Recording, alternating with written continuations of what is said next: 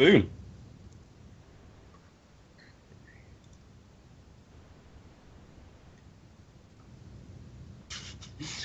Good evening, everyone, and welcome to episode 42 of OKKO Anime Club on Young Blackjack. I am your operating doctor, Professor Crows. I am joined by my assistant, the lovely Dr. Bizarre Jelly 5. How are you feeling today? Well, I'm just feeling alive. Awesome. What have you been up to? Just wanted to survive. I lost it a little bit there, I'm sorry. Doesn't matter, it's fine. And today we are joined by our patient, which is none other than Kinross. He's under heavy anaesthetic at the moment. So we're performing a routine animeoscopy today, and we're going to be sounds a bit dangerous. Probing a camera into young Blackjack. Oh, okay, good. I was very worried that it was going to be me. I'd be very impressed if I could do it from such long range. It's the first cross-region operation. Then again, I think that's been done. I don't know. I mean, like that robot in Antarctica who did surgery on someone, or was that an episode of House? I don't know. It all kind of blurs. I thought House is what we were watching. Anyway, that's what it felt like at some point. At some point it did. Like the bit where Hazama's basically trying to reverse psychology Johnny into admitting that he never went to Vietnam. That was everybody lies, man. Everybody lies. Anyway, yes, we are talking Young Blackjack. Let's start with initial opinions on the show. Let's start with Kinross. Let's see how you feel. Only because I don't know. I know how Ebby feels about this show. And you've been here before. You know how this works. So I was here accidentally. I'll say that I'm more partial to fruit salads than blackjacks, so I'm a bit biased. That is true. I think on the whole I enjoyed it. It has a few problems that prequel, sequel things have for me that sort of made it a more frustrating experience, but I think on the whole it's not the worst thing I've seen, but it's also not like show of the ever. If that makes sense. It's not the best. No, it's not the worst. It's a distinctly average show to me that piqued some curiosity. Cool. It's a shame that the old Blackjack looks a little bit jank because it was made so good, though. 70 billion years ago. It's really, like, I probably watched about 20 episodes of the original Blackjack, and I watched the OVA. It's really good. The OVA/film thing is a bit weird, but it's still very good. Okay. Weird even by what I guess is Blackjack standards. Yeah, it's just like, it's odd. Because it's like basically Blackjack is investigating these like deaths that are happening, and the deaths are a result of like genetic experimentation to try and make super athletes, and it's all a bit Anyway, Evie, what did you think of Young Blackjack? I really liked it. I think I was a bit surprised because whenever Cam's like, we should watch this show because I think it's going to be really good, I'm like, oh, me and Cam don't really have the same taste, so I've got a bad feeling about this one. So I went in with pretty low expectations. I didn't really know anything about Blackjack anyway. Like, I knew it was a thing. I knew it was, like, popular in ye old days. But I didn't really know anything else about it and came away really quite impressed. Like, I don't think it's the best thing I've ever watched. I don't think I would watch it again because a lot of it felt quite tiring in a way. Like, I don't think marathoning this show is a good way to watch it in any respect. But I enjoyed it. I thought it was good. Solid Sweet. Good. So a solid good. Good out of 10. Yep. Cool. How about you, Cam? For me, I really enjoyed it. Like, it took me a while to get into. Like, it probably took me about... It was the end of the Vietnam thing, like when they leave Vietnam, and I think the main turning point for me, which is why I ended up enjoying it so much, was I think I've got a pretty advantaged standpoint going into this show because I'm aware of Blackjack, but I'm also quite aware of Tezuka's works in general, mainly because my mate Tom at work is like a massive Tezuka fan. So I've been like loaned manga, and that's how I read Pluto, which is an adaptation of a storyline from Astro Boy. So I'm aware of a lot of his work, and I think once I realised that how referential this show is, not so much in that it makes direct references, it's more the fact that a lot of the characters are either based on or reimaginings of existing characters from Tezuka's repertoire. Yeah. The most obvious one being Hyakkimaru, because he is just Hyakkimaru from Dororo. But so at the end of that was kind of when I realised, because they do that bit at the end where the US field doctor is like walking off, and they're like, "Oh, little did they know that they would never meet again on the same path." And it turns out that guy's like one of the main villains from the original Blackjack series. And I was like, "Oh, okay." And that kind of made me start looking a bit deeper. And then you've suddenly got characters popping up from Princess Knight, Dororo, obviously. I can't remember some of the names. So there's like a detective one where the characters turn up. But yeah, so I mean, after that, I started to enjoy it even more, and I kind of came away from the whole thing feeling quite fulfilled. I think especially because. Oh, sorry. No, go on. I was going to say the field doctor one was like the most obvious. Pretty sure this guy is someone else because they focus on him and they're like, his name. I can't remember his name, but they really shout his name and like, I wonder who he is. And I ended up wikiing him. And I'm like, the German doctors from another manga series as well. So it really does just seem to be like a love letter to Tezuka fans more than anything else. And I wouldn't even say that I'm a fan of his work. I just kind of have knowledge of it. But yeah, so overall I came from this quite satisfied and has reinvigorated my interest in Blackjack in particular. So yeah. Yeah, I don't think it affected me on the same sort of level, or like, not affected, that's probably the wrong word to use, but I don't think it resonated with me on that level because I literally don't know anything about his work other than he did Astro Boy, he did Blackjack, and I'm aware that those are two things that exist. Those are things. I didn't even know he did Astro Boy, so I knew nothing. Right. So, this is going to be quite easy for us to tackle in a chunk by chunk basis, because it was only really episodic for the first few. And then we kind of got some big plot lines. 3, and then the next 3 episodes were about Vietnam. So you had Vietnam, and then you had I suppose it went Vietnam straight into the Hyakkimaru arc, didn't it? No, there was another arc in Johnny. between. Was the other one? Oh, there was the Johnny one, and then there was Hyakkimaru, and then there was the last episode. So yeah, just do episode by episode and then arc by arc until we finish. Yeah. So the first episode, I don't really remember, unfortunately. It's the episode where it's the one with the kid. The kid gets hit by a train or something, I guess. And his bike is stuck in the train. Yeah, loses an arm, loses a leg, and good old what's his name? Hazama, decides I will do the operation.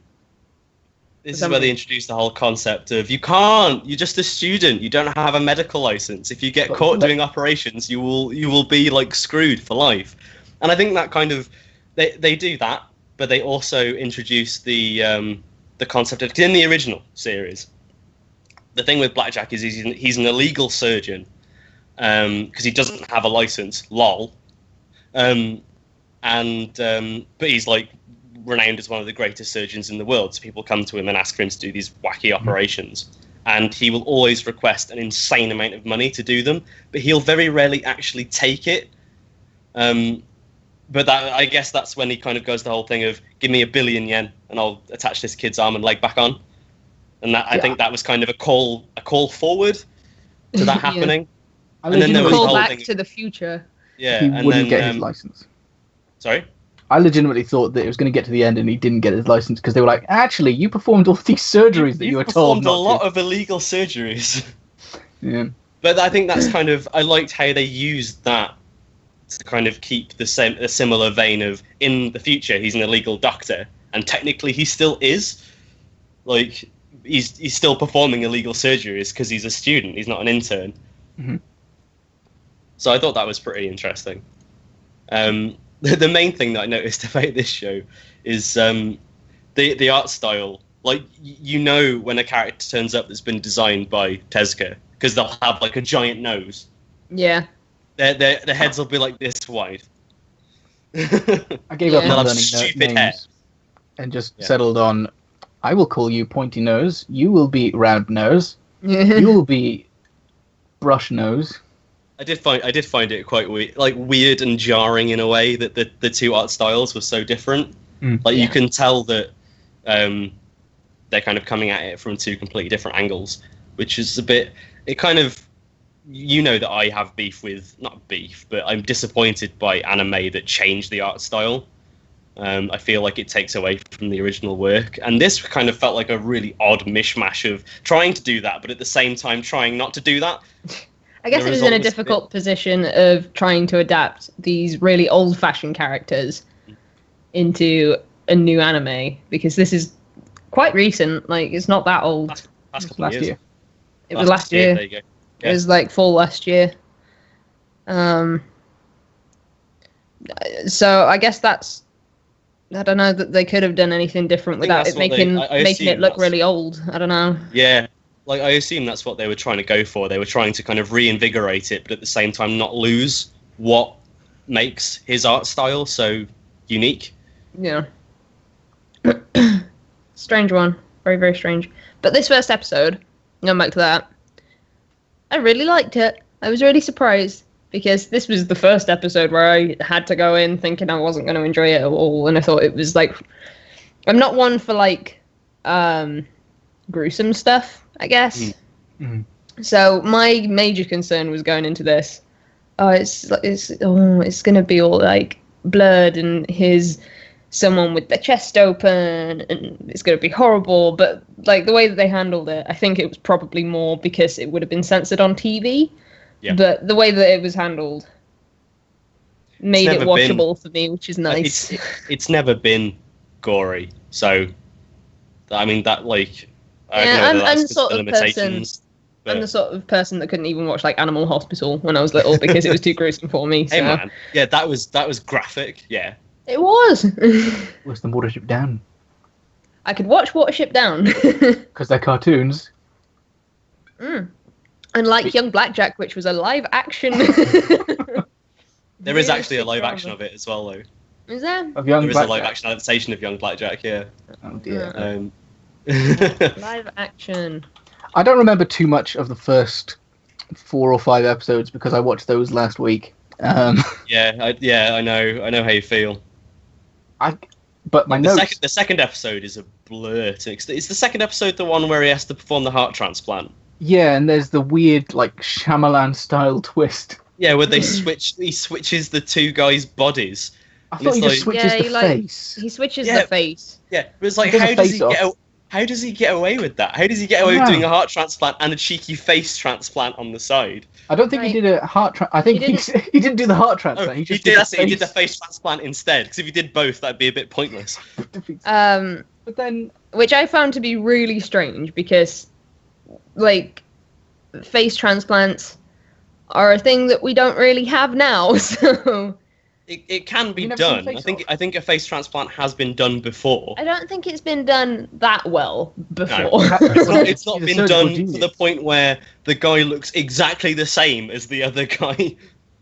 I don't think they put a super old guy's face on a young guy's body. The same hair, the same build, the same teeth, the same voice. It's more like a head transplant. It got so bad that I rewatched the entire operation like 5 times to be like, what actually happened here? I don't know.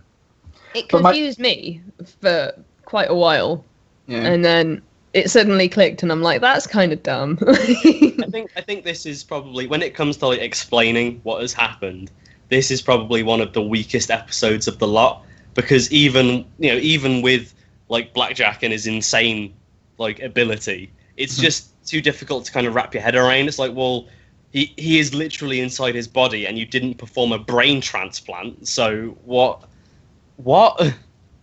I do have a couple of questions. There was some weird sort of stylistic choices. Like, he keeps, only for these first few episodes, he keeps having like these mental moments where he's suddenly surrounded by a crown of thorns and there's a dog wolf thing, and I don't know if that's explained somewhere else.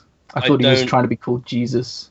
I'm not entirely sure. I think that it is the idea of he is sacrificing himself for the betterment of other people, and I think that's kind of, it tries to come full circle at the end, and basically says, everything he does is for the betterment of other people, but as a result, he's had this like dark and twisted past.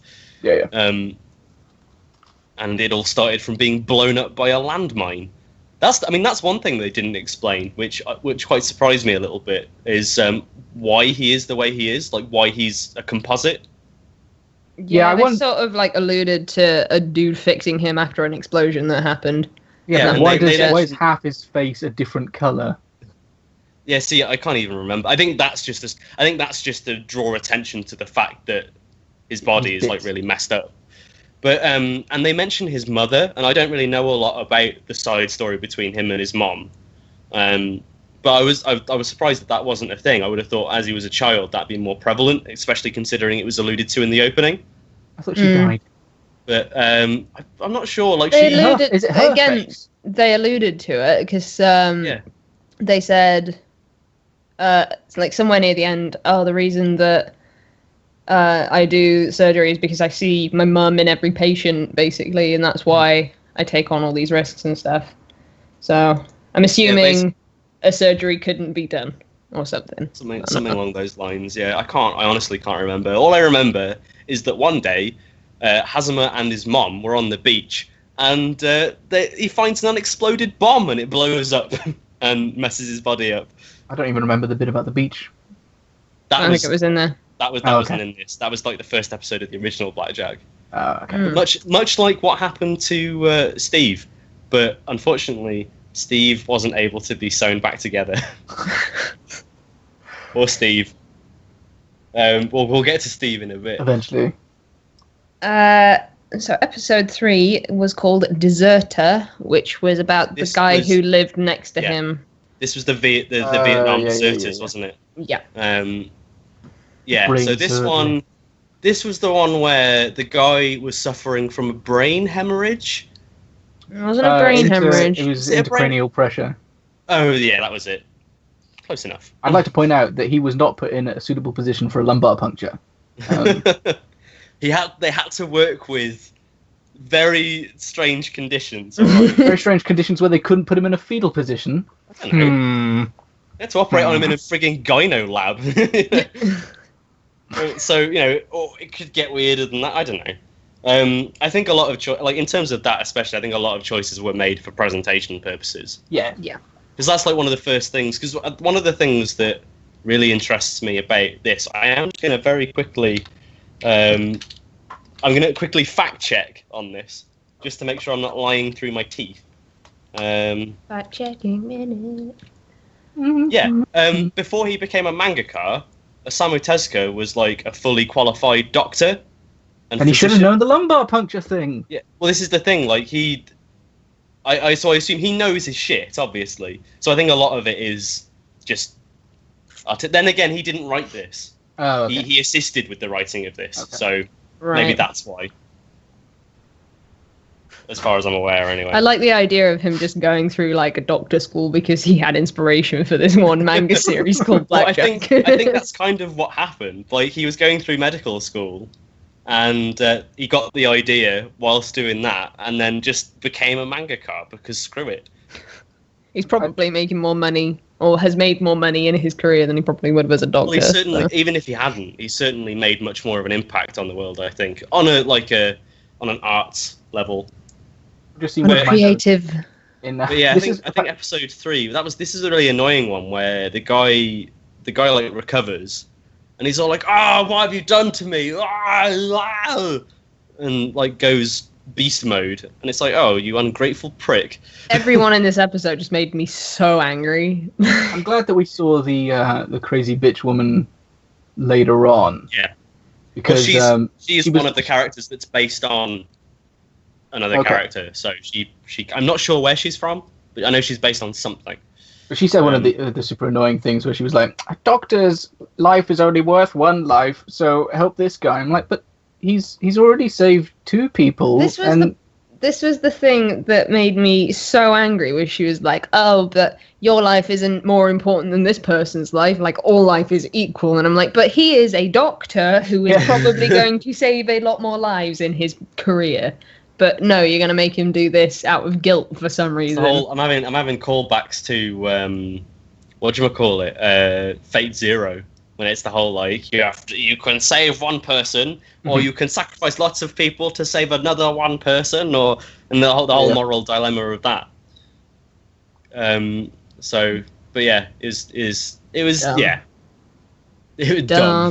dumb. This was still the point where I thought that there was something weird going on with the fact that he had a half different face. So one of my notes is half his face possessing him like Snape's hair in The Simpsons? It's where he gets his skills from. It's the demon inside him. He's really reckless with his tools. Just he's very flashy. But I guess that would be that they kind of have to do that to make it a bit more interesting than just now making the next incision. Yeah, I guess so. Be very boring.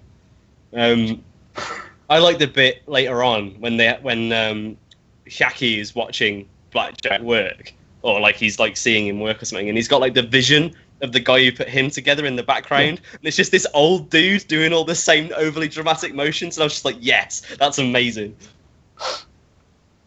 Anyway, I think those first 3 episodes, while they were like interesting and kind of did most of the it did most of the world building and introduced a lot of the themes that were going to be carried on as the show went on. They were probably like I mentioned with episode 2, probably the weakest part of the show. I liked episode 1. I thought that was a good introductory thing, but episode 2 and 3 I wasn't mentally keen on. The good thing about episode 3 was we got that little sequence right at the start where his friend, I've forgotten her name, the intern, is just like chilling out in her flat, and she's like, "Whoa, you have fish!" And then you kind of get more of an insight into what he's like at home. I couldn't get a handle on whether she was comic relief or not, or whether we were supposed to be shipping them, or it felt really weird. She didn't have nearly as much impact as I thought she was going to have by the end of the series. She sort of vanished. I didn't get any kind of romantic vibes from it, which I'm kind of glad of. Yeah. Her name was Maiko. I think it's Maiko.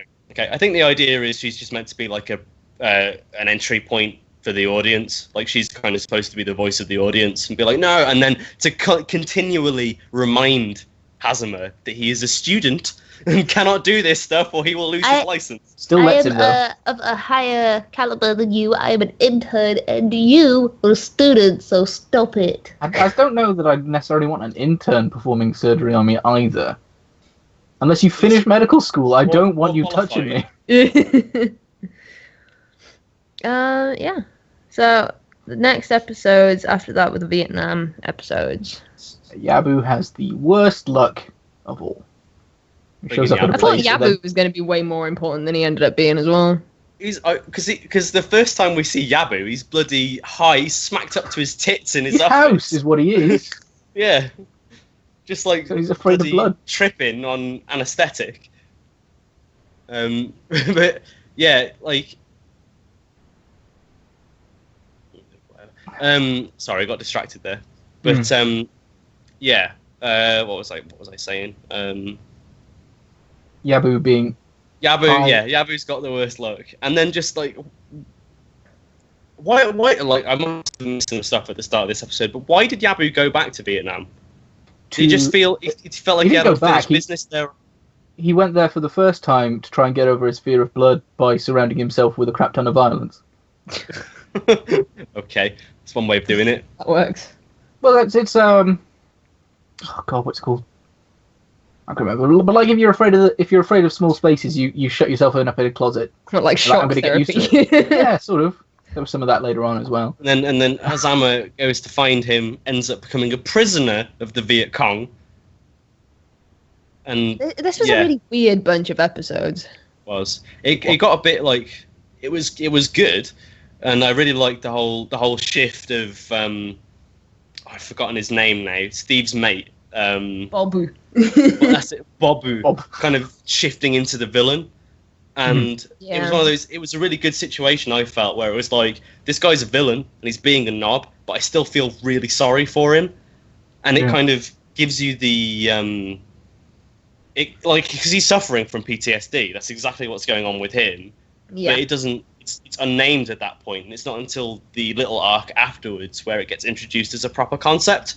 So it was quite interesting seeing that development, and kind of obviously. Highlighting the horrors of war, especially that kind of warfare, because all the crazy stuff that went on in the Vietnam War. I actually realised that I have a theory about how they teach history in school, that they don't teach anything that's within the last 40 years. So I missed the Vietnam stuff, but my brother got it because he's a few years younger than me. I realised I know next to nothing about the Vietnam War other than that the Americans were super dicks. Yeah, I know that it was in Forrest Gump. Yeah, Forrest Gump. Everything that all happened in I Forrest know Gump. about it is what I know from films and like media and stuff. It wasn't taught in school. Like the schools that I went to, they're only really interested in teaching British history. Yeah. Like I didn't get a lot of world history apart from ancient stuff. So The Cold War. The Cold War was very popular. Yeah, my knowledge of it is very, very limited, to the point where it was bad. A lot of people were messed up by it. I'm gonna just Google it really quickly. So Just Google the Vietnam War. The entire Vietnam War. all of it. I have a question, because it's at this point that I pick it up. At the beginning of every episode, there's like a 30-second preview, essentially, of what's going to happen in the episode. Yes. It's just a scene that's been replaced. Did that get on your nerves at all, or no? It confused me at first because I didn't realize that was what was going on. And then when I kind of realized, they're kind of previewing what's going to happen later on in the episode, I was like, it's all right. And there were some bits where I was like, whoa, how does it get to this situation? I don't think I ever felt like it was beneficial. And I'm pretty anti-previews anyway. Like, the moment that the ending credits pop up, I'm just like, next. But it confused me. All you really need to know about the Vietnam War is that it was a giant clusterfuck. Thank you. Pretty much the impression that I got. It was bad. But yeah, so, but I suppose at least you don't really need to know that much, because it was all very kind of character driven and that kind of thing. So you had the whole thing with Steve, and Steve getting like shot out in the field. Bloody Hazama running out and operating on him in a live battlefield with bullets going everywhere. One like hits his suitcase and stuff just goes all over the place. It's really dramatic and over the top, but he does it anyway because he's a genius. And they're really bad shots. Yeah, somehow doesn't get shot. He's being attacked by stormtroopers apparently, and yeah, manages to do it. And I think this is the first time where we kind of get the neck. Yeah, so he has to like stitch up his I think it's his carotid artery. Sounds about right. You could be saying words that don't exist, and they abbreviate it in the.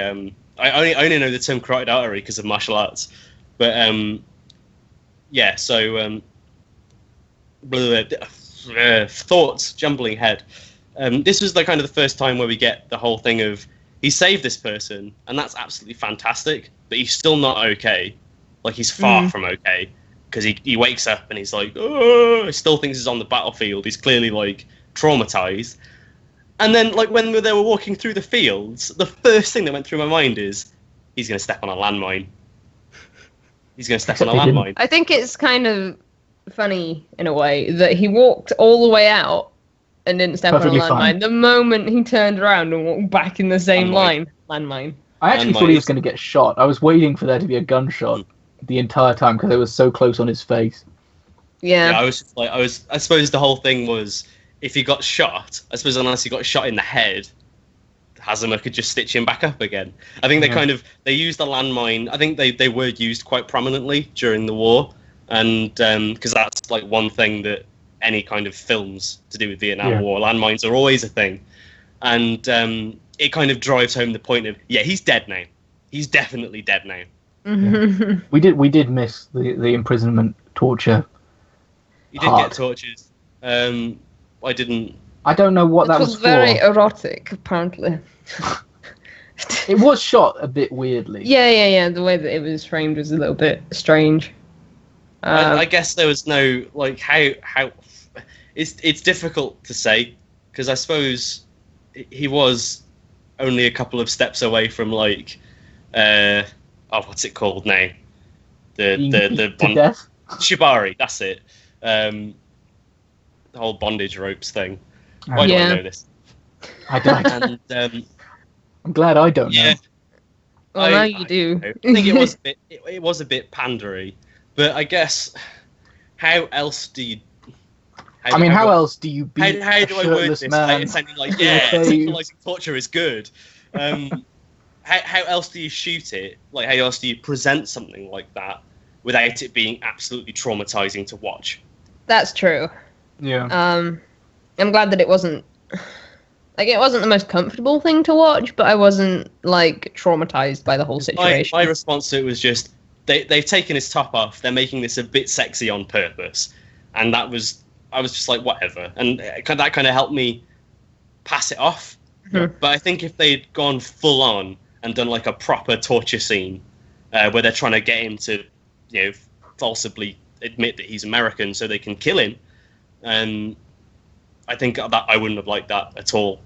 Because before it got into that, and they were like doing the whole thing of "You American," and then they kind of punch him a few times, go "You American." I was like, this is going to a bad place. I don't know if I want to be in this place. Mm. And then I was like, actually, this isn't so bad because they've made it all hammy and silly. Yeah. Actually, there was one moment we were talking about how it wasn't particularly gory and thus didn't get censored and that lot. Someone spewed blue blood. Did they? No. There was a scene of neon blue blood. I don't remember that. Cam's video has disappeared for me. It's fine. Is it fine? Okay, never mind. Weird. Okay. Sorry, I just got a pop-up. I don't know whether it'll come through my thing, but unless my screen freaked out for that one particular scene, someone got hit or something, and they coughed up some blue blood, and I thought that they were a robot. I wouldn't be surprised if that happened, because making blood different colours is a good way to get around censorship, apparently, so I wouldn't be surprised. But they were fine with the blood everywhere else. I just think it was slightly more pink than normal blood is. When you consider the final episode, which is probably the most graphic, that obviously they didn't pull any punches with that one. Consider I froze. Hang on a sec. Let me have a look. Mm. No, it's still working for me. I'll just reset my camera. There we go. Am I back, Ebby? You are back for me. Okay, so hopefully that works. So what was the? Yeah, I don't know. I don't remember seeing that happening. But then again, the first few episodes of this, it didn't have 100% of my concentration. I will admit. So that might be why I missed it. Fair enough. But overall, I think this was a good progression of episodes. Particularly, you had the whole introduction of the American field doctor, who I've forgotten the name of because they don't say it until the end. Dr. Kiriko. Like Kiriko, that's it. And I like how you get Hazama being like territorial and being like, no, he's my patient. Leave him alone. He's my patient. I'm gonna operate on him. He just put a bendy straw in his throat. It's a high-tech graft. Yeah, man. We're gonna use we're gonna sterilize this wound and help it heal by putting cling film on it. I mean, that's what cling film. It works. I mean, they do that for tattoos, so maybe. Maybe he was a tattoo artist before he became a medic with the military. Yeah, there we go. Figured it out. Also, despite Steve being blown to complete bits, they recovered enough of him to put under a blanket that can then be put in a backpack. Oh, dude, what happened? What happened to Bob? Like, that was my question. So from what I can assume, because obviously Steve was like his best mate. Oh, what happened to Bob as in like afterwards? Yeah. Yeah. I presume that he got caught up in the fire. One of two things, I suppose, could have happened. He could have either been caught up in the airstrike, he could have just wandered off because he wasn't in the correct frame. He was like, I'm going to the extraction point, the boys are going to save me, and then like wanders into a landmine as well. Who knows? Or like one of those horrible spike pitfall traps they had. Or the other option is he got extracted. Because he did say, like, I'll meet you. Like, the guys are going to come get me. Surely there would have been some discussion about why is your bag bleeding? Or I brought Steve. Yeah, you patch him up, make him all better. He's had a bit of a scrape, but he's all right. Just put him back together, and Steve. I just met a guy who was a patchwork quilt guy. You can do it, right? He was all right. They were Japanese. You're Americans. Please, Steve. Next thing we know, in the second season of Young Blackjack, we get Steve returns, but he's like Stroheim from JoJo's. He's got like a robot body. We got some surgery done in Germany. I can't remember his name, but we had him. He was at the end. The robot man.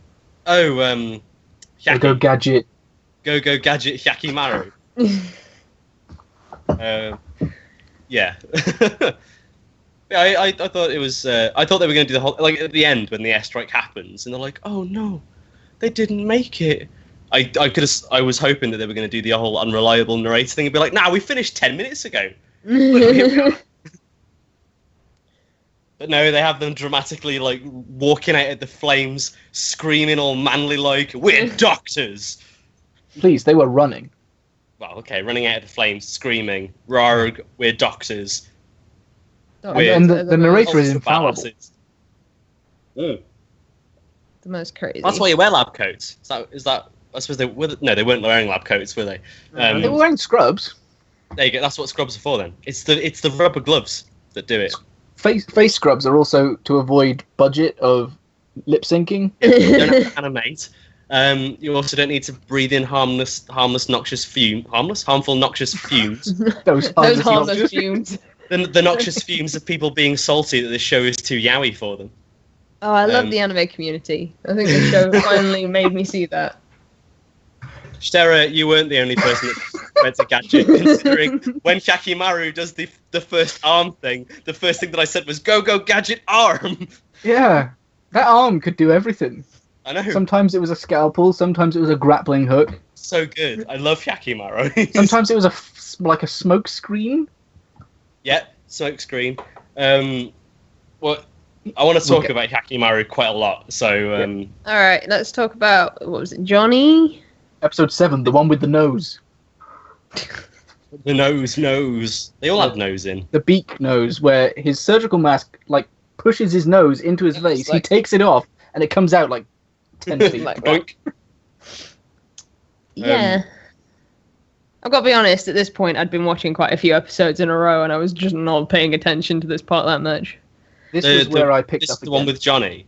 I thought this one was quite intriguing, and I think the show, not an issue, but I think one of the things that kind of, the show seemed to be trying very hard to like make certain messages, and I think it was trying to, because someone, Drakus mentioned earlier that Tezuka didn't really have anything to do with this, other than just going, yeah, you can do it.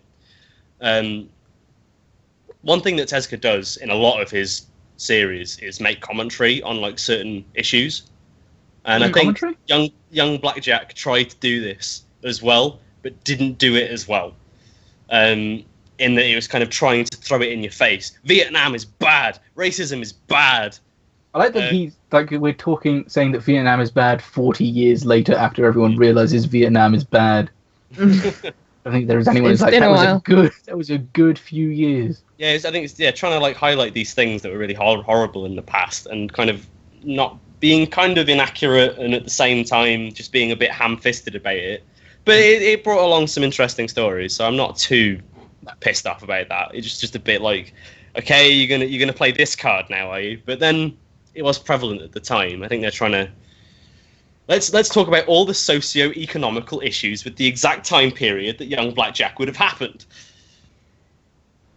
It would have been great if this had aired 40 years ago, I guess. But Yeah. But I still I thought feel this like was.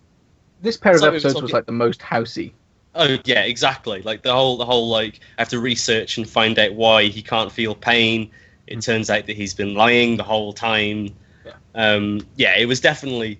And then I got house vibes from this just because the way he was acting, stupid, like complicated recovery system. when he swaggers in to the room with this like cheeky grin on his face, Yeah. like.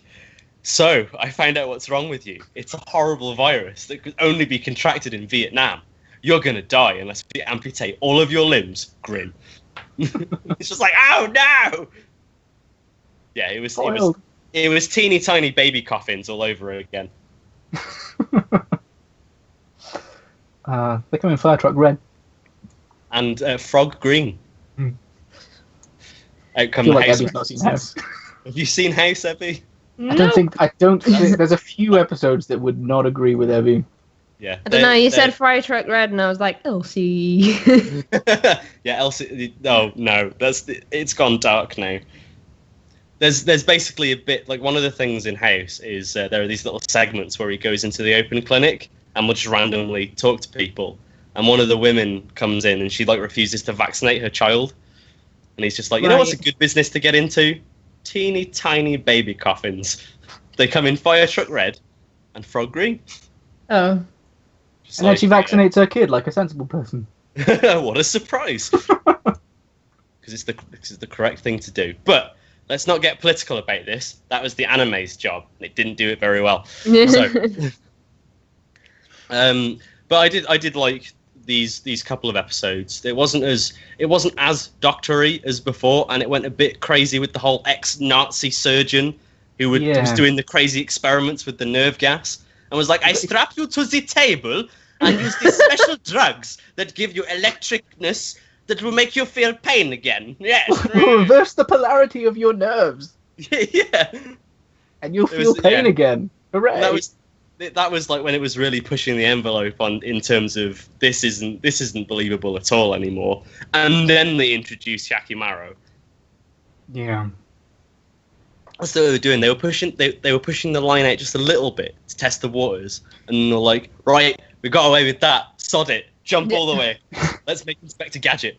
Here's a question: is Thomas or Tommy? I tried to Google him, I couldn't find anything. Is he a character from something? Because they're like at the end, he's Two-Face and he's got a bird card thing. Yes, he's from what's it called now? It's something parakeet, I think. It's like magical parakeet or something. Okay. It was a short series, and is it a short series? I don't know. I only read a little bit into it, but Fair enough.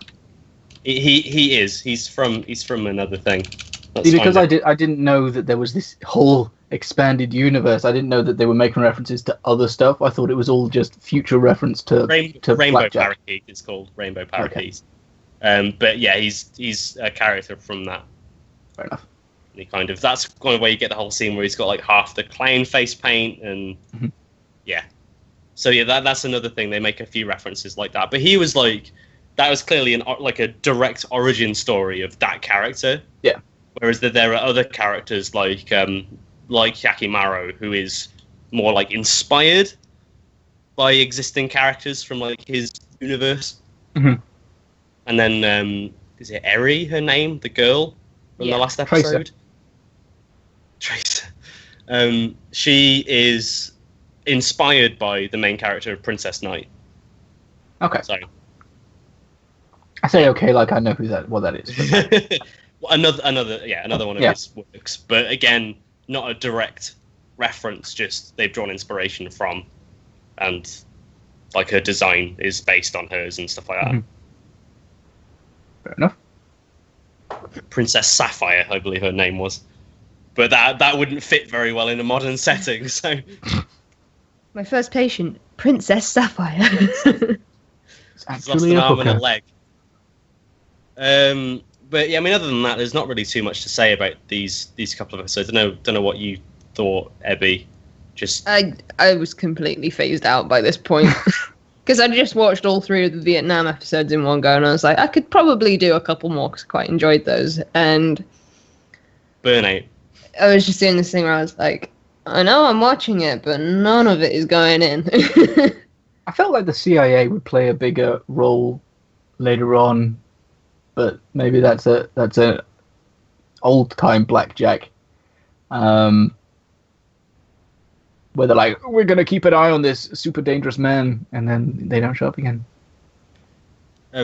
Bex has just mentioned in the chat that she wanted Pinako to show up at some point. You guys won't know who Pinako is, but she's basically like Blackjack's assistant / child in the original series, who was basically made from a tumor to All describe babies are tumors.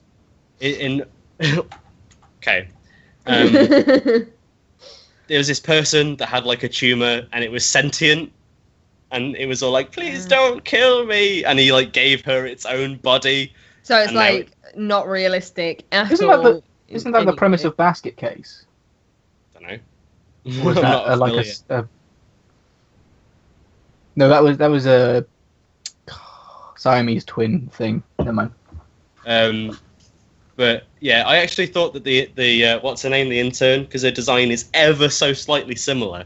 I thought that she was a reference, but I don't know if she's from something else. So He's actually Pinako's mother. I assume we're thinking about the same character. Oh, FMA. Uh, Pinako. That's the granny, isn't it? Pinako from FMA. Pinocchio. There we go. Ah. Yeah, Pinocchio. But yeah, anyway, we'll digress once more. We get to move on. Do you want to talk about the Gruesome Chronicle? The meat and two veg of the series. What I thought was probably the highest point, just because of how tense it was, like how like really intense it was. But also, this one is probably the arc that mirrors the original series at the most, because it's so ridiculous. Yeah. And it resonated with me quite a lot because I read Dororo, which is the one-shot like manga thing that Hyakkimaru and Doro come from. Right. Dororo is like the little kid, and then Hyakkimaru was Hyakkimaru. And basically the story, like, they explain it a little bit at the start of the arc, but essentially the idea is Hyakkimaru was a baby, and then for like affluence and power, his father sacrificed 40 something of his of his body parts to different demons. And yeah, that seemed really weird, and now I'm glad that it was a reference to something, because I would never have... Yeah. So the idea of that is and then he basically gets like sent away, and he gets found by a blacksmith. The blacksmith kind of gives him all these crazy prosthetics, so he can survive. Like I think the only part of him that survived was his skin, essentially, and his brain, like his torso and his brain. And no, he's blind. He is blind at the start. And essentially, it's a journey of him going around trying to get his body back and take revenge on his father. Okay. It's quite interesting how they took that story and used it in a very weird way as an influence for this character and the way this character develops. It's kind of like he goes the opposite way. He starts off with a full body, and then he progressively loses more of it. I kind of wish I hadn't marathon. Like I rushed these last 4 episodes this afternoon. Yeah. I kind of wish I hadn't, because I would have quite enjoyed to take my time with them, or at least not have to watch them on the day that I had to. But I'm gonna stop rambling now and let you guys talk for a bit, because otherwise I'm just gonna talk for ages on these 3 episodes. Yeah. Well, what are you thinking, Kinross? I'm thinking, for the entire series, I was wondering who the hell in the OP at the end is this woman. I thought it was a woman. Oh, you thought it was a woman? Because of the way that his arms are crossed. It just looks like she's got a massive bust. Right. But she's got a man's face. So I was like, is it a man and it's the arms? Oh, it's this guy. Okay. That makes sense. I'm glad that finally... So the bit where they're facing off and he's got a katana, and then Hazuma's facing off with a scalpel. Like, come at me, bro.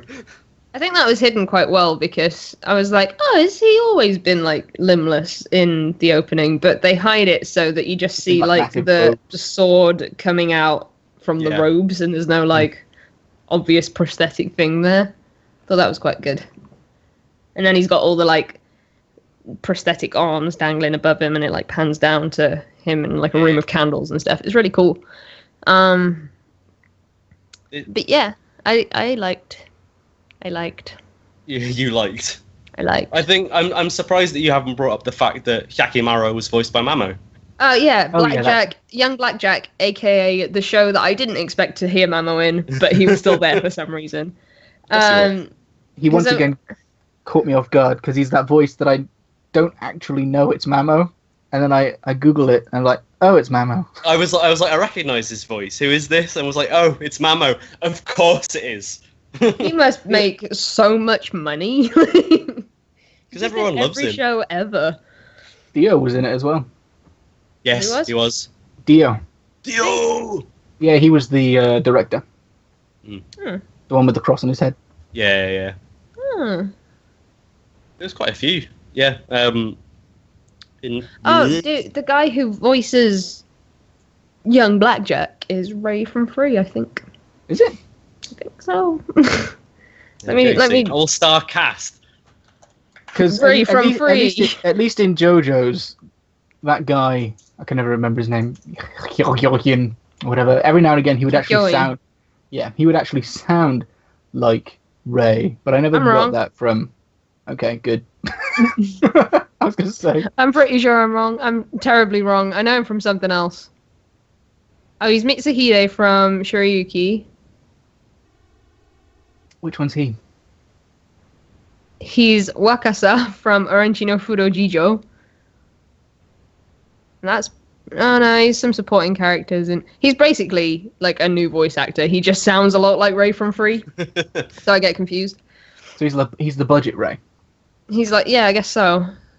We couldn't get actual Ray in to do the voice of Blackjack, so we need to get in budget Ray.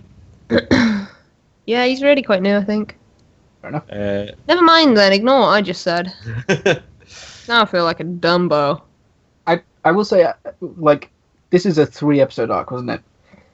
If I saw the first episode, I would never have thought it's going to end where the 3rd episode does, with a guy with robot limbs and a magic eyeball, and a prison escape, and a lot of murder.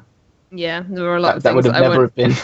I wasn't anticipating this from this show because I thought it was relatively realistic. But now that you've told me about the tumor that became a girl, I'm less inclined to believe that it's super realistic in the future either. It goes a bit out there in some cases. You have to remember though, like, it was a very, very long running thing. So I assume at some points he just went, "Oh, do this." Realism is not enough anymore.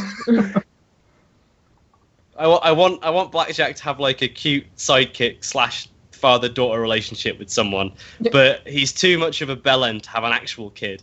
So I'm just have him make one out of a tumor. That seems like a surgeon-y thing to do. Sure. Vex has just pointed out the narrator, who is then revealed at the end to be the voice of the older Blackjack, is actually voiced by the original voice actor of Blackjack. I did actually wonder that. Like, because I thought that as well, and that was really good. Like, I would never have connected it, but when he was like, "I changed my name to Blackjack," like, oh. This trio of episodes are probably the 3 that are the most heavily referential to another piece of work, being Dororo, because there's just so much. Like, before you get a character here and there, and maybe the odd reference, but this is pretty much like the entire thing is based on the storyline of Dororo. And like, you've got 2 out of the 3 doctors who he murders are based on villains from the series. The whole concept of him losing his limbs, his prosthetics that do crazy things, like the smoke screen leg. That's something that he does in the manga. It was his leg. I thought it was his hand. Never mind. Yeah. His the sword arm, like where he basically, instead of having an arm, he just has his sword coming out of the stump. That was what he did. and he had like in the manga he had like a prosthetic arm that worked as a scabbard, so his arms would just fall off, and then he'd have these swords there. I Sorry, had a question. And now, there's the person in the chat being like, "Oh, who likes Black Butler? Lol, I like fan fiction. PPP." So, PP. yeah, they like. I know the color is the same, but it doesn't mean that they are the same. Learn to read. Anyway, and then other stuff like that. My favorite part, being a fan of that manga, is the bit where Hazama faces off against him in like that weird shed thing. it's a And shrine. then there's the Thunderbolt, and you see all the statues. That is the shrine where Yakimaru's father sacrificed him to the demons. Or well, it's a callback to that anyway. But yeah, it was interesting to have the whole thing of he become you get to see him slowly, well, not so slowly, become the villain in a way. It was pretty quick. Yeah, well, you know what I mean. Like he starts off as like a really nice guy. Yeah. And like, oh, I've lost all my limbs, but I'm trying to do the best I can. All I want is to be a surgeon again. And then he gets the crazy robotic prosthetics, and then just becomes the Terminator / Inspector Gadget. And there's that bit at the end where the one doctor's all like, "This wouldn't have happened if you didn't give Yakimaru. If you didn't give him robo limbs, If you didn't give him robot powers, my friends wouldn't be dead." And it's like, well, no, your friends wouldn't have been dead if you weren't assholes to him. I don't think he intentionally killed anyone. It was. I think There was the guy who, admittedly, blew up in the car. That wasn't intentional. that wasn't intentional. The But guy I think who lost a leg, he bled out. yeah, I think that was the idea though. Like he was taking their limbs and then just leaving them to die. I suppose. Like I think that was the idea. Like give them some pain. Vengeance. He didn't do anything with. I thought he was going to do something with their limbs, which is why I was I think he was confused going when to he try and came back. attach them to himself and become like this weird composite. I Yeah. kind of thought that's where it was You thought going, we- but then I thought, how is he gonna, keep the Keep limbs using his- good? Because I was- he came in with the right hand stump. I'm like, oh, he's reattached his right hand. Oh no, it's a claw. How creepy was the bit with the eye when he was in prison? What, I it didn't just like fell out. it. His head's hanging down. He's got like his fringe over his face, and then you just slowly see the eye start coming out. I was like, oh no! But I get the feeling like he didn't expect it to have anything in it because it popped open. He's like, ah, I forgot I did that. I will I can say, break down bars. apparently I was a lot more attached to him than I realised, because when they sentenced him to death, I was like, oh, I didn't want that to happen. So that was my favorite moment where the fiance is told that he's sentenced to death if he gets caught. It's like, did he really commit that much of a crime? Was it really that bad? Well, he was involved in someone's death, and he committed grievous bodily harm and like mutilated several people. It was kind of bad. It was not very good. He's in a little bit of trouble. I thought it was quite interesting, like his whole progression from. It was fast, obviously. Yeah. Like, It would have been nice if it had gone over maybe another episode. Or even if they introduced him earlier on. yeah. If he was just like a little side character early on. Yeah. But I liked his progression from. Oh, I want to be a surgeon again. To these guys are the reasons that I can't be a surgeon anymore. And I mean, he could have been, but he chose. Super evil. fighting robot. Pro. because I don't think it's like. It's a revenge story. I like revenge stories. They're quite fun. So It was. I think it was really, really good. It was very well done. And like I say, probably one of the highest points of the show, simply because you have those like conflicting emotions, and the whole idea that he's had everything taken away from him. No, but there's like this whole thing. They did the whole side plot thing. It was like, well, yeah, you've had everything taken away from you, but you have a lovely lady who loves you, and you're throwing that away because you're angry. Yep. Like, it's fair enough, but at the same time, not very sensible. And you could kind of say the same thing about Johnny as well. Like, Johnny was doing all this activist stuff and basically using the fact that he couldn't feel pain to do all this stuff and putting himself in danger all the time. And there was this girl who's like really concerned about his safety, and he's basically just pissing that into the wind because he wants to be a hero. Well, I know, but there were implications that they liked each other more so than Hazima and intern lady. True. There were also some genuinely creepy moments in this few episodes. There was the doctor who never blinked. It was eyes who was just like. I like the bit where they're there was talking something to Doro. wrong with him. They're talking to Doro, and Doro's like, "Oh, I saw him this morning, but he looked like the scariest I've ever seen him." And there's just this shot of him walking past the window, and his face is just like. And then when he opens Tanaka, whoever's door, he's creepy staring. Oh, yeah, it's like a proper like Higurashi moment. With the claw. With the claw.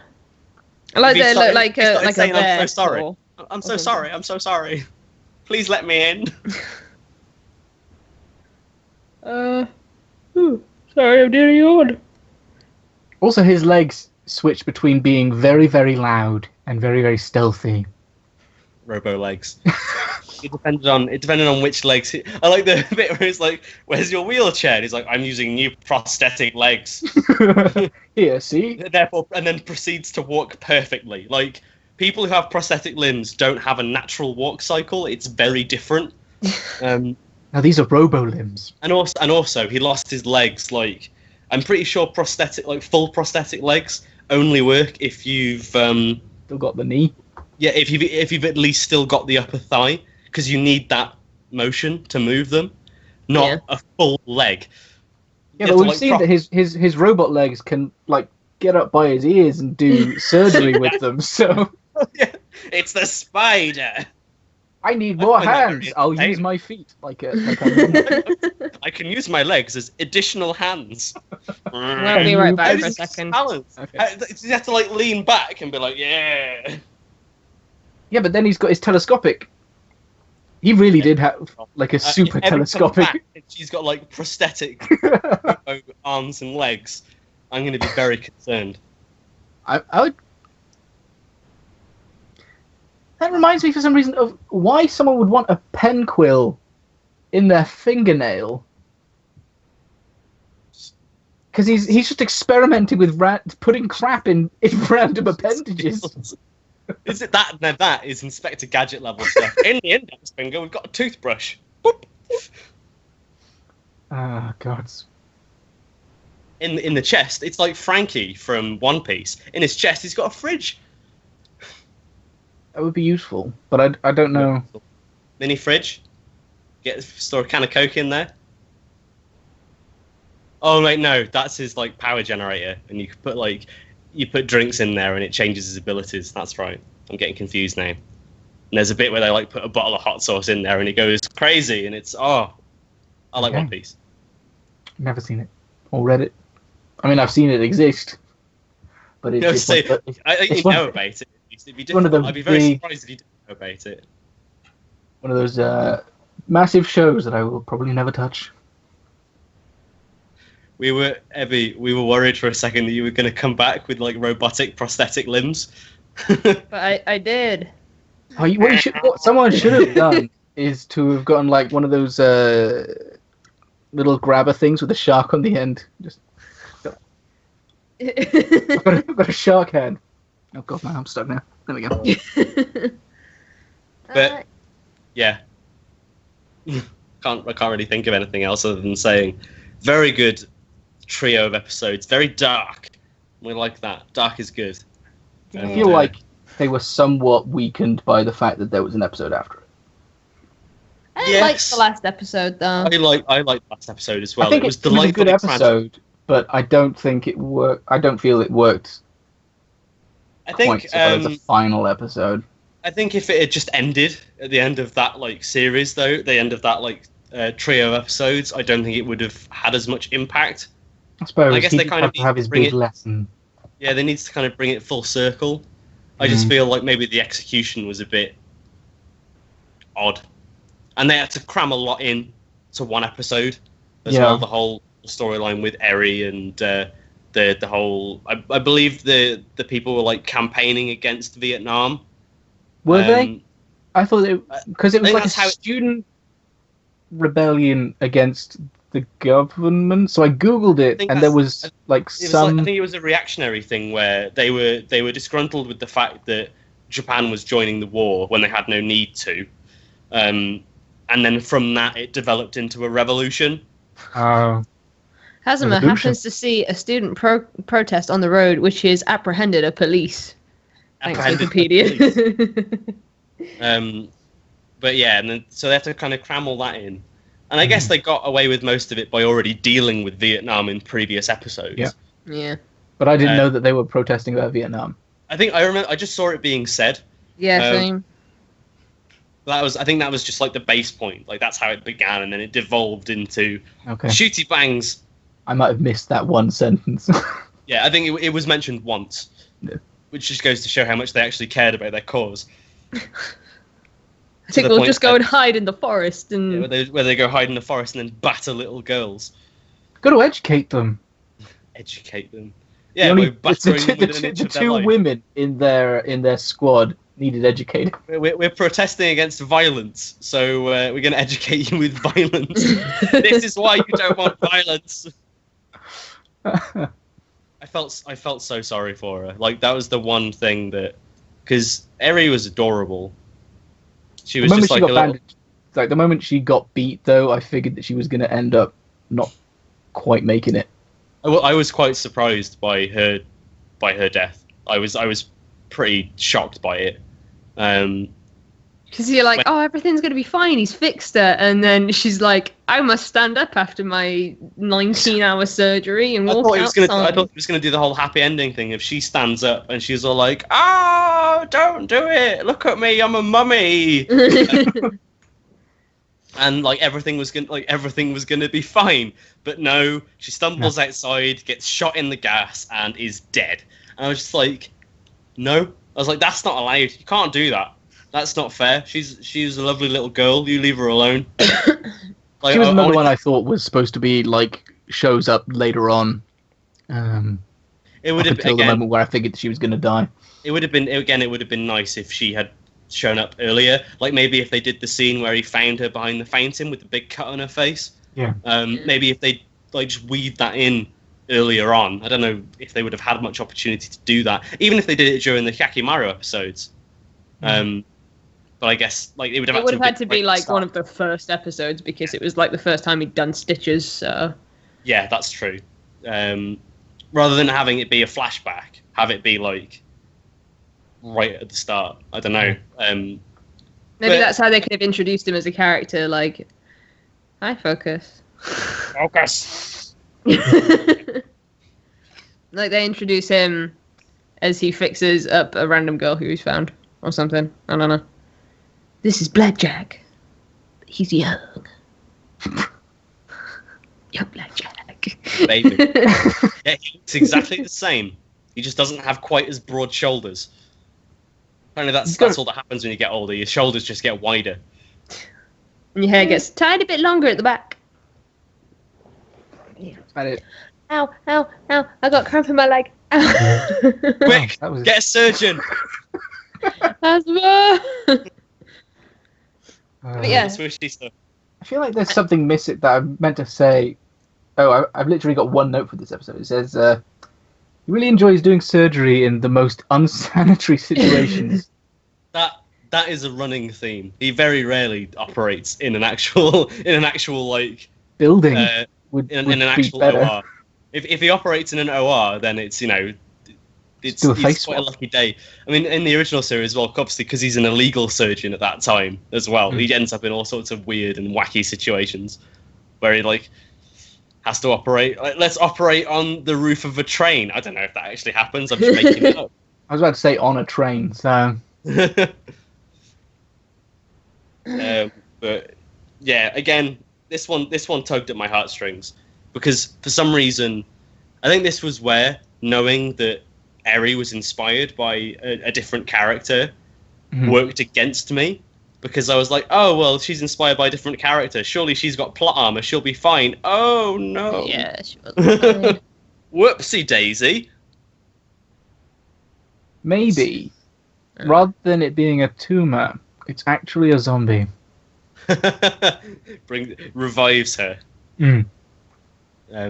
But yeah, it was a very bittersweet final episode, I think. Because I thought, like you said, Kinross, I thought that it was going to end with basically Hazama being kicked out of uni. Yeah. Being like, you've performed all these illegal surgeries, get out.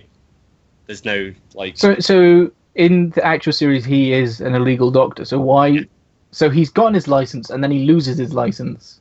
He gets his medical license and then somehow I'm not entirely sure how he loses it. He might not even lose it. Oh, he just chooses to start to do doing illegal surgery. Okay. Because he has that whole conversation with the shady guy. And he's like, I can throw some work your way, see? And then Hazem was like, I think the work will find me either way. Yeah. But Okay. yeah. 'Cause I was going to say, if he starts the original series with no license, but he ends this one with a license, that there is a gap. Just kick him out. It would have been so easy as well. Yeah. I'm curious about the manga. How's the manga doing? Is it still going or is it done? Thing Young. done. 8 volumes have been released as of May 2015. Probably Who knows? done then. It's a year without anything. Oh, that's without the Tankobon versions. Ah. Wait, I'd be interested to read it. yeah, it's still ongoing. Oh, fair dues. So Maybe, he'll lose it in. maybe it will go into a bit more detail into how he loses his license. It'd If be he does. interesting to see at least, and go through his years as an intern. I can do legal operations now. How boring is that? But he'll do them in the most illegal way. Oh yeah. He'll just like bust We must into go into a surgeries and like, I can do this. Come with me. This operating theatre is too sterile. More grime. we need to More get gunshots. some blood on the walls. But yeah, I enjoyed the last episode. I thought it was good. Like I say, it was a bittersweet ending, and I think it left me feeling good about the show as a whole, and at Yeah. the same time extremely sad that the girl was dead. Poor Eri. Although, like I think said I'm- earlier, I'm glad that they brought that crazy woman back where she's less Yeah. crazy now. She's like, actually, you're the crazy guy. She's actually sorted herself out a little bit. Yeah, Yeah. Although she's still mixed up in all of this. Yeah. Garbage. rubbish. I think the thing that makes me the most sad about Young Blackjack is that I really enjoyed it. I don't know a single other person who's watched it, apart from apparently Becca, who's in chat, Yep. and Ez3. I don't know anyone else who's watched it. I'm I think it's actually 'cause- on the wiki pages. Blackjack is one of those things where it's not. He gets his license. The next panel is a 4-year time skip, and he just loses his license straight away. That's amazing. But again, that kind of makes sense. Because again, like if he was doing his operations legally, that would just be boring. So, But illegal ones would pay more. especially considering the insane prices he charges for his operations, and then very rarely takes actual payment for it.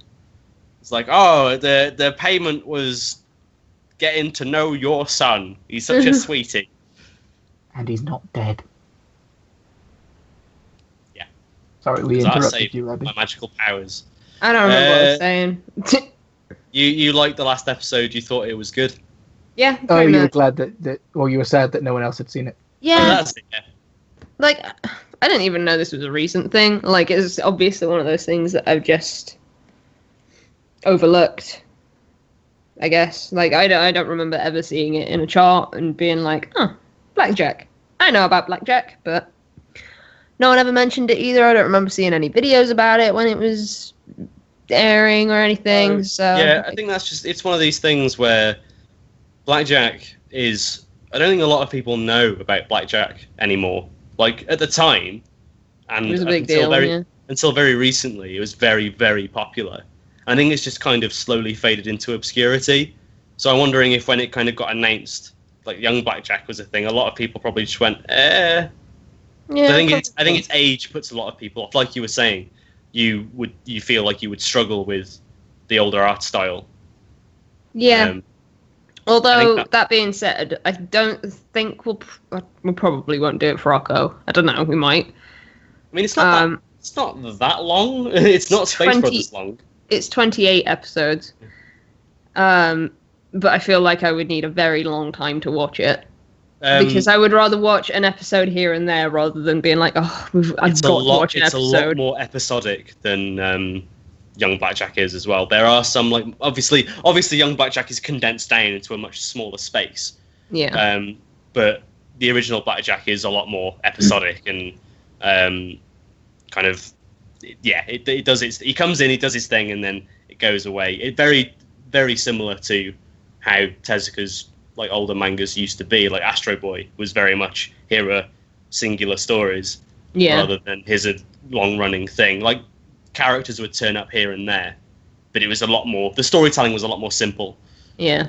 It's just one of those things that I would like to watch an episode of when I'm in the mood for it, rather than being like, I have to watch an episode because I need to talk about it on OKKO or whatever. Mm. So it might be one of those things that I'm like, I finished Blackjack. Do you want to do an episode on it soon? I'd be interested in watching it again because I didn't watch it all. Like I say, I think I got about halfway through it. I don't know why I got it in my head that it was longer than. Because I thought it was 50 episodes, but no, it's 20. Well, there's 28 on Crunchyroll, I think. Yeah, but there have been lots of series, so we'll see. Well, I would be interested in watching it again. I'd definitely be interested to go into. I'm pretty sure in the first episode he does an operation on like a wild cat, or something like that.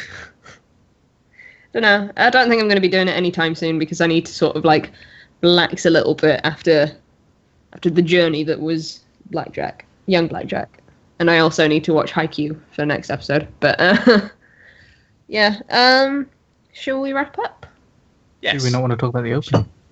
The opening was all right. I didn't think it was that fitting to the show though. It was a bit weird. Well, the opening the opening to the original isn't that fitting either. It's very kind of. I'll have to link it to you. I love it. It's genius. I like this thought process. I may or may not have picked it up because I thought New Hazama was kind of hot. He is. Can't deny that he is. Can't argue. I mean, I can. No. You shouldn't know. I don't like Scarboys. Okay, there is more than 20 episodes. It's just that Crunchyroll only has the amount that they have. Right. Okay.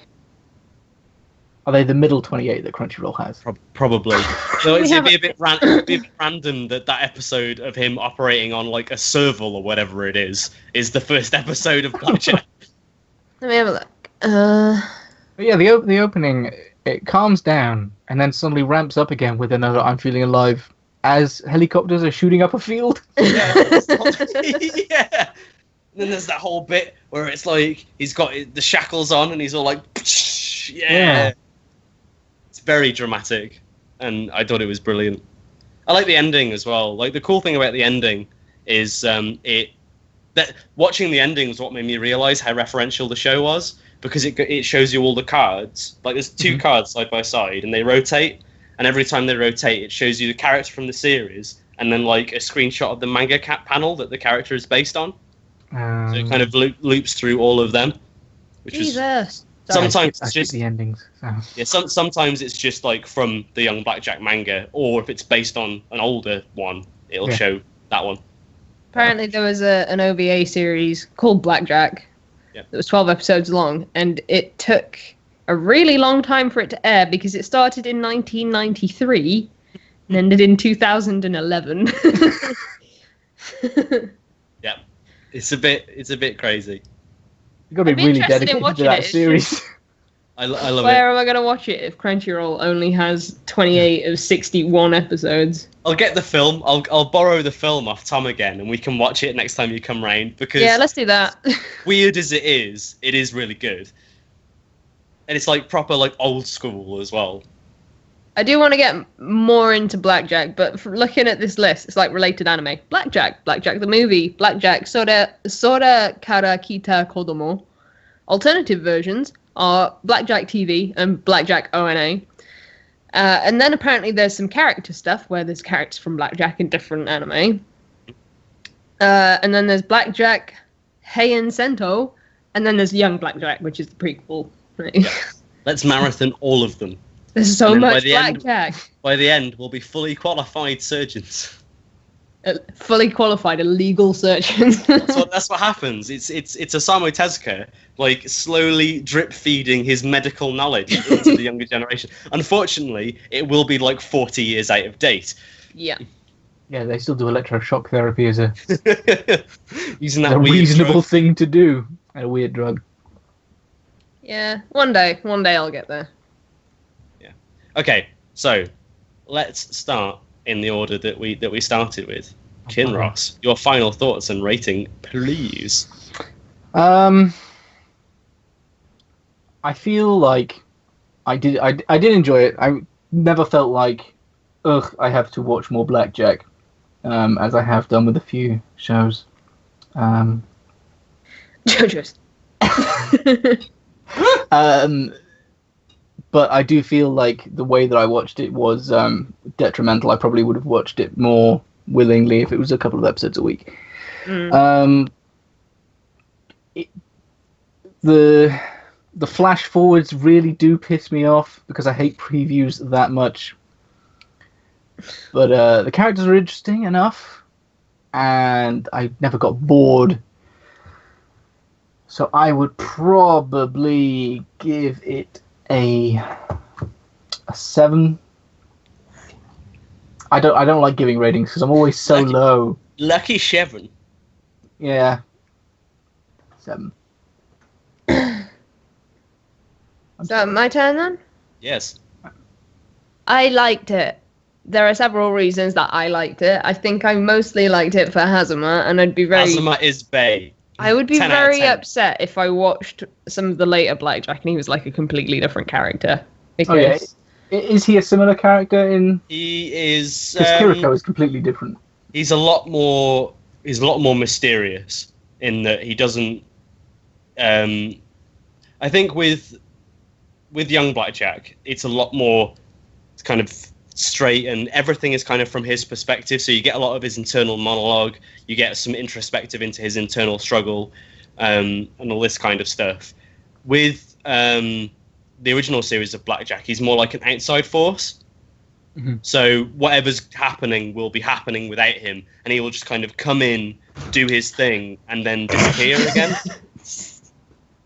Are you just injuring yourself? Are you injuring yourself on purpose to try and get Hazama will appear!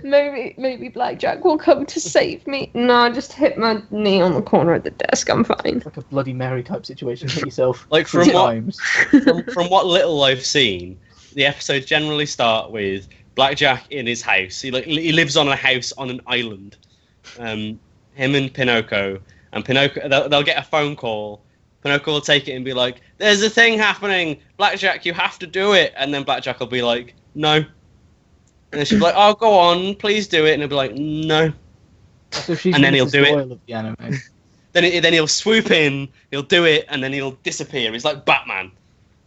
I was going to say But yeah, Black he's kind of a lot more dark and brooding, which I think was kind of the point that the show was trying to make at the end, is that he becomes this character who's a lot more kind of. But the one thing that never changes is he does just want to help people. It's just that his methods become a bit convoluted. Yeah. Because of the weird world that he exists in. This illegal doctor thing that he's doing. Yeah, I don't know. He's still bae. I do love him a lot, and I really enjoyed this show. And it's made me interested in checking out older anime, which I don't really have a ton of time for, but I would like to do. So, that makes me happy. I'll give this one a 7. I think it's a solid 7. Wicked.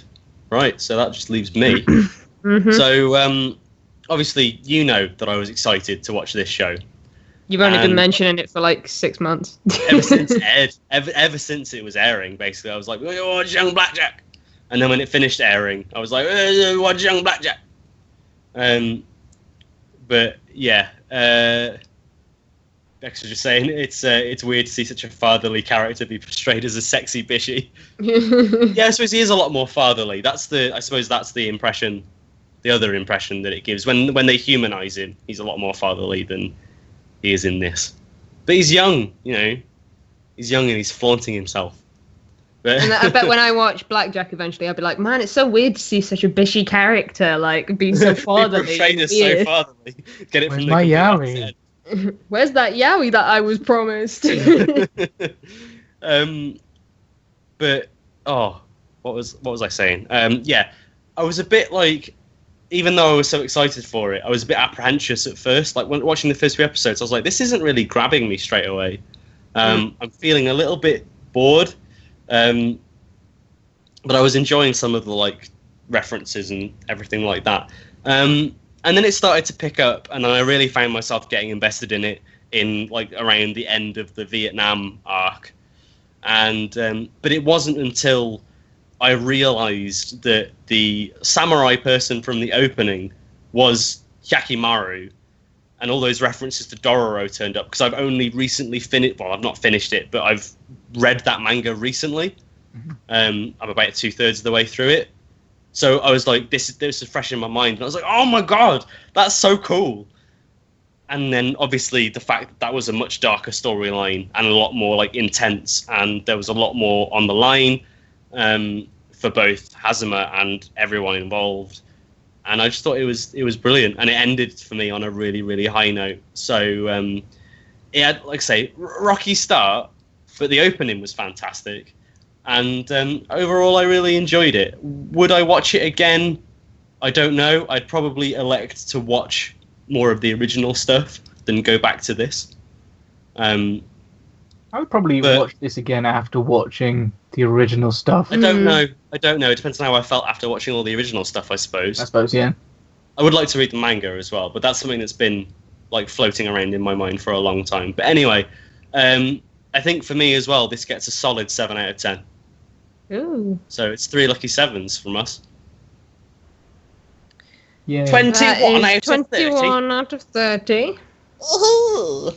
Very, very respectable score, I believe.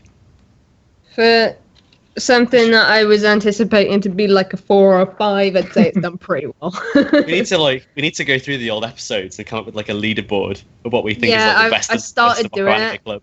When we went on hiatus, I started doing it, and like on the doc that we have where we plan out all the episodes, I started writing them down, and then I just couldn't do it anymore. We need to complete that and then just have like a running list of the best and the worst. I'm trying to think I'm trying to remember what our best rated show is. I'm trying to think of one that we all... Well, Hero Man, obviously. Hero Man. I got like a 30. It was probably Kuroko. One of the seasons of Kuroko. Kuroko did score very, very highly. I feel like Speaking of Mushishi might sport, have scored relatively highly. We'll never know what The original episode of Mushishi did, because it's gone. It's fallen into the void. But next episode will be on June 4th at 4 p.m. EST, 9 p.m. BST. And it's going to be on Haikyuu Season 2. We might have a guest. I just haven't asked them yet. So we haven't quite got round to it. So we might have one. If they're not free, we probably won't have one. And I fucked up. It's my fault. I'm so sorry. You've been very busy. It's fine. I have been so busy. I haven't been home in like 2.5 weeks, and I want to go home. Yeah. I think that's everything for this episode. Yeah, Kinross, do you want to plug anything? My channel is pretty much dead. The most active stuff is over on the Permadeath podcast channel and the like with Abby and Bill, who I have been replacement for once. The big thing of note is the E3 is in like 2.5 weeks, 3 weeks, and we'll be doing some streams for that. But we do a podcast every now and again. That means Oh, I no. get to be here again instead of in my own bed. I mean, you could be at home.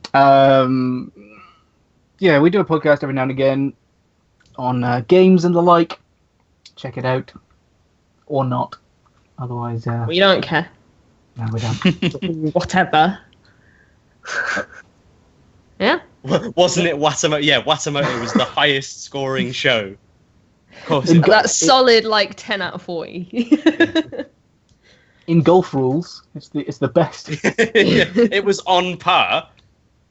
Was it called? It scored an eagle. There we go. Yeah. An eagle of shite. Oh. Of course, it's that person that I am referring to that I will not mention in audio case. just in case. But yeah. For continuity's sake. But yeah, I think we're pretty much done here. So thank you all so much for coming. This has been we thought this was going to be a good one, and I think it turned out to be a good one. We've had a lot of discussion, quite Way in better depth. than the last episode because that one was a mess. I'm so sorry.